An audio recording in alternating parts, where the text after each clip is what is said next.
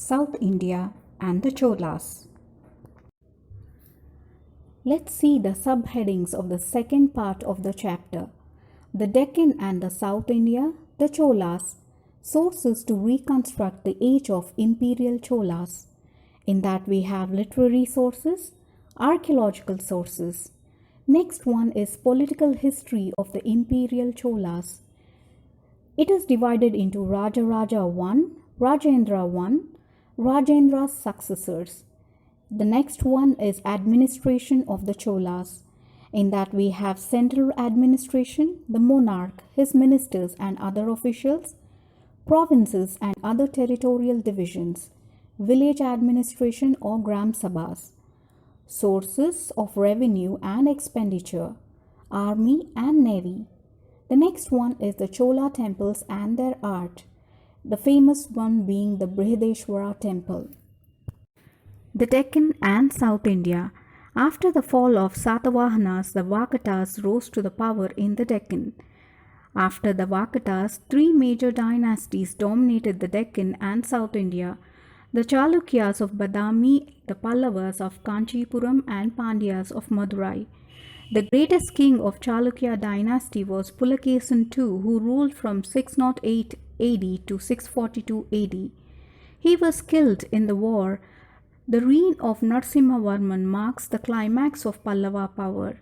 He ruled from 630 AD to 668 AD. Finally, the Cholas overthrew the Pallavas. The Pallava kings built many magnificent temples. The Radhas of Mahabalipuram were built by King Narasimhavarman in the 7th century AD. There are 8 Radhas, of which Dharmaraja Radha was the largest. The Pandyas rose to prominence in the last quarter of 6th century AD.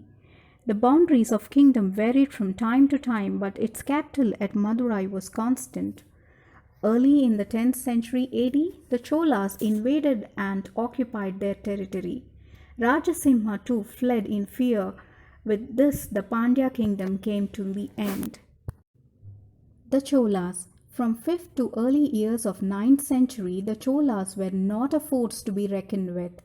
The Cholas was revived about 850 AD by dynasty founded by Vijayalaya. Although he began his career as a vassal or subordinate commander of Pallava king, very soon he captured Tanjore from Muttayar chiefs and made it his capital. His son and successor Aditya I, who ruled from 871 to 907 AD, inflicted a crushing defeat on the Pandyas. He worshipped Shiva, in whose honor he built several temples. His son Parantaka I, who ruled from 907 to 955 AD, ruled for 48 years. During this long reign, he extended his domain still further. We have already seen that he annexed the kingdom of Pandya king Rajasimha II, who fled in fear to Sri Lanka. Sources to reconstruct the age of imperial Cholas. Literary sources. Jayagondan's historical epic. The Chola era was the golden age of Tamil literature. Jayamkondar, also known as Jayagondan, wrote Kalingattu Parani. It is a historical epic of great richness. It tells the story of heroic deeds of King Kulatunga I, who ruled from 1070 to 1122 AD. Beside King's brave actions in the wars, this historical work gives us an idea of the social and economic conditions of the age as well. It also depicts the cultural ideas accepted and cherished by the people. Archaeological sources, monuments and inscriptions. Brihadeshwara temple. The Cholas built majestic palaces and grand temples. One of the masterpieces of Chola architecture is the Brihadeshwara temple, also known as the Rajarajeshwara temple at Tanjore. The temple was built about 1000 AD by Rajaraja the Great of Chola dynasty. It was dedicated to Lord Shiva. The temple provides the best example of Dravidian style of architecture in the vastness, design, sculptures and allied arts. Some of its prominent features are massive tower Vimana rising to the height of some 180 feet, the tower being crowned by massive dome which is a single block of stone weighing about 80 tons. The Garbhagriha housing the colossal Shivalingam nearly 9 meters high, the outer doorway being flanked by two gigantic Dwarapalas.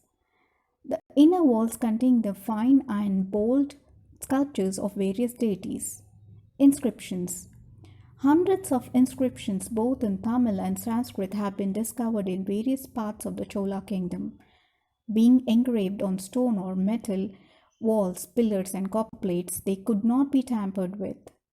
Let's see the significance of this material in the history. Some of the inscriptions supply dates and refer to the conquest of kings and their extent of kingdom.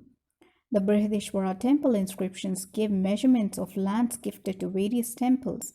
Some of them describe the various ornaments worn by deities with details of weight of gold and gems and the manner of their setting. A few copper plate inscriptions are preserved in the Museum of Leiden in Netherlands. They record gifts of lands to temples by Chola king Parantaka in 10th century AD. These endowments came to be called by the name Leiden Grant. The inscriptions refer to the deities whom the temples are dedicated to.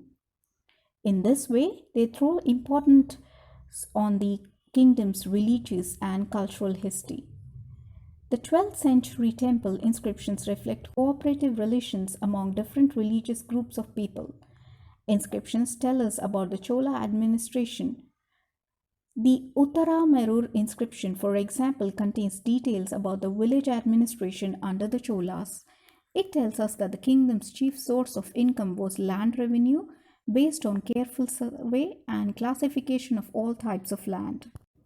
Political history of the Imperial Cholas. With the death of Parantaka I in 955 AD, the history of Cholas for next 3 decades did not attract much attention. But with accession of Sundara Chola's son, Rajaraja I, the Chola power rose to imperial greatness. Rajaraja defeated the Cheras and he seized Madurai and captured the Pandya king Amarbhujanga. He also annexed Kalinga. The eastern Chalukyas became the feudatories of the Chola kingdom. Rajaraja's armies carried out powerful raids into the territory of western Chalukyas also. He invaded the island of Sri Lanka and annexed its northern part. Towards the end of this reign, he conquered Maldives. Rajaraja made himself the overlord of almost the whole present state of Tamil Nadu, parts of state of Karnataka and its adjoining regions, Sri Lanka and other islands. The conquest placed him among the foremost warriors and empire builders of ancient India. An estimate of Rajaraja I. Rajaraja's greatness lies not only in his conquest, he was also capable administrator, a great builder, and a patron of arts and literature. A chief mark of his administrative system was an expansion of rural self-governing institutions. He constructed the famous Brihadishwara temple, also known as Rajarajeshwar temple at Tanjavur. He endowed and built some Vishnu temples also. He worshipped Shiva but was tolerant of other sects and religions, as is evident from the fact that he granted a village to the Buddhist Vihara at Nagapattinam in the Malay Peninsula. Rajendra I, Gangaikonda, 1014 to 1044 AD. Rajaraja I was succeeded by his son Rajendra I. About 1017 AD, he annexed the whole of Sri Lanka. He organized the Pandya and Kerala territories and the island of Sri Lanka into regular province of his empire. His armies marched the northern region as far as the Ganga valley. He empowered Odisha and a portion of eastern Bengal. To commemorate this event, he adopted the title of Gangaikonda and built a new capital called Gangaikonda Cholapuram, now identified with Gangakundapuram. Then, in 1025 AD, he dispatched a naval expedition for the conquest of the king Shailendra's territories of Java and Sumatra. An estimate of Rajendra I. Rajendra I's other achievements included the construction of an artificial lake near his capital. Its embankments were more than 25 kilometers in length. It was filled with water from Kollaran and Vellar rivers. He also constructed a splendid temple at Gangaikonda Cholapuram. Its huge lingam, a symbol of generative power of solid granite, is very impressive. Rajendra's successors. Rajendra I was succeeded by his son Rajadiraja I, who lost his life in the Battle of Kuppam in 1052 AD. On his death, Rajendra II was declared the next king on the battlefield itself. He was followed by his younger brother Veerarajendra in 1063 AD. Traditional hostilities with Chalukyas continued. He died in 1070 AD. He was succeeded by Kulatunga, who ruled from 1070 AD to 1122 AD. Kulatunga's successors had a very little strength and energy, with the result that Sri Lanka, Kerala, and Pandyas all proclaimed their independence. The rise of Hoysalas brought them complete disintegration of the Chola Empire. Administration of the Cholas. Central administration, the monarch, his ministers, and other officials. The king was the pivot around the whole system was based. The coronation ceremony was marked by many festivities. The huge resources of the kingdom, vast palace establishment, and splendor of the court, they all enhanced the power and glory of the monarch. The king had a group of ministers, each representing a particular department to advise him on the administrative affairs. The administrative system operated by a large number of officials, some of them holding a higher rank, Perunandanams, and other belonging to lower rank, Sirudanams. Many of the offices had become hereditary, that is, they passed on as a right from father to son. Provinces and other territorial divisions. The kingdom was divided into a number of provinces called mandalams, each placed under the charge of viceroy, usually a prince of royal family or one belonging to landed nobility. Besides, there were the territories of these rulers who paid tributes, that is, money or goods, to the Chola kings in return for protection. The provinces were further subdivided into divisions, kotams. The other units of administration were districts, nadus. The groups of villages, kurams, and village, gramam. All these territorial divisions had their respective assemblies comprised of notable persons and those representing economic and vocational groupings. Such an assembly of whole mandalam was consulted, for instance, in connection with exemption of land revenue because of severe drought in the province. Village administration, Grama Sabhas. A most remarkable feature of Chola administration was the exceptional efficiency of village institutions. These assemblies enjoyed full powers in the management of local affairs. Let's see the functions and responsibilities of these assemblies. The village assemblies administered justice within the village except the cases involving serious crimes. They regulated water supply, gathered taxes, and administered all charitable institutions like temples, schools, etc. They could sell or donate land for religious purpose. Accounts were maintained with meticulous care. The village assembly carried on its affairs with the help of smaller committees, each looking after specific matters such as tanks, gardens, temples, justice, and general management. Sources of revenue and expenditure. The land revenue was fixed at 1/6 of the gross produce. Other important sources of income were the taxes on the trade, mine, handlooms, watercourses, and of course the customs, that is, duties on the imported goods. The main items of expenditure were the maintenance of royal family, maintenance of the armed forces, construction of towns, temples, and works of public utility such as roads, tanks, and irrigation system. Army and Navy. The Chola rulers maintained a large, well-trained army and an effective naval force. The army consisted of the archers, foot soldiers, horsemen, and war elephants. The soldiers lived in the cantonments called kadagams situated in different parts of the empire. Chola temples and their art. The Cholas built cities and beautified them with majestic palaces and grand temples.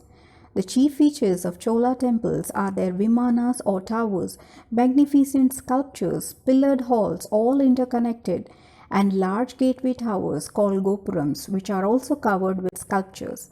Let's see the Brihadishwara temple. We have already referred to some prominent features of Brihadishwara temple at Tanjavur. The temple marked the highest achievement in the temple building tradition. Beside the features already mentioned, reference can be made to the following characteristics. The temple consists of Nandi Mandapa, a pillared portico, and an assembly hall, all interconnected. The Maha Mandapa was originally three-storied. The top story was an open terrace with a row of Nandis placed on the top of its walls. Like the outer doorway, other outer entrances are also flanked by Dwarapalas. The numerous Sanskrit and Tamil inscriptions on it are in fine calligraphy. Another imposing structure in the temple is the Amman temple housing Brihannayaki, the consort of Brihadishwara. In brief, the Brihadishwara temple is a repository of every branch of art, architecture, sculpture, painting, jewelry, dance, and music. In this last slide, we are going to see some other temples as well. Another elegant temple at Tanjavur is dedicated to Lord Subramanya. King Rajendra I also erected a splendid temple at his new capital, Gangaikonda Cholapuram. It is very much similar to the temple at Tanjavur. Its rich carvings are very impressive. The Chola period also noted for its metal and stone images. The bronze figure of Nataraja is matchless. It displays wonderful vigor and grace.